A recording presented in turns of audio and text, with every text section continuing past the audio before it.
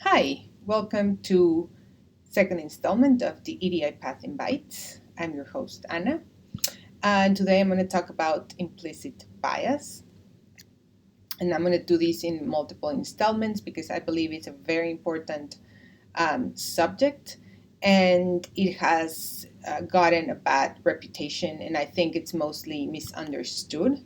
So, what I'm going to try to do is just explain what it is. And implicit bias is dislike from people all over the ideologic spectrum. It is seen, it can be just people seeing injustices everywhere, life is hard and you should just get over it, or it's giving people an excuse and a distraction, by giving people an excuse to be racist. And so I'm just going to try and explain, and these are two definitions that I found that I liked personally. At the end, I have the references, and you can go look at them and read the entire text if you want. But basically, in common people term, this it's the associations or the conclusions we draw when we encounter a person or a group of people, and we immediately draw conclusions based on just what we see. And and it's okay. It doesn't mean you're a racist or you're sexist.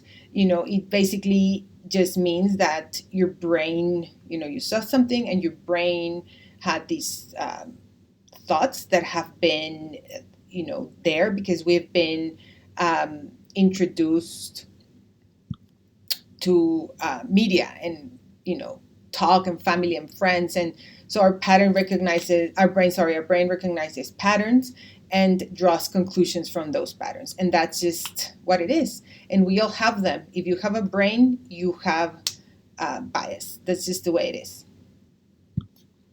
And what is the problem? That's a great question. And the problem is not that we have them, it's the problem that we act on it. And we act on it because most of us don't even know we have those things.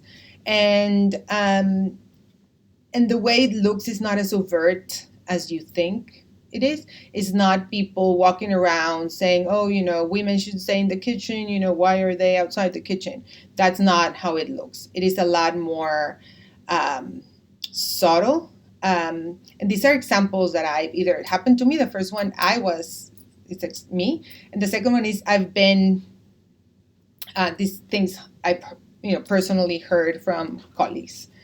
And and the impact this has is that, for example, women are not taken as seriously because when a woman is upset, if you have a bias that you haven't acknowledged, you might think this person is just hysterical, hormonal. So you don't take this person as seriously as you would a male counterpart. Another example, and this is true, it happened last fall in Ontario. A teacher had a 4-year-old that was jumping on desk and running away from the teacher, and she called the police and said that the child was acting in a violent way, a 4-year-old person of color, and the child had to be removed from school and all these things. And again, this is the true real life impact that these unconscious bias have in lives. So I'm going to leave you with some resources. This is my personal favorite.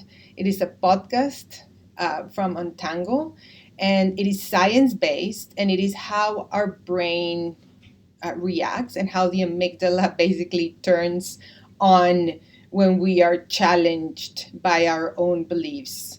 It is scientific, it's evidence-based, and I think it's a great podcast for us physicians.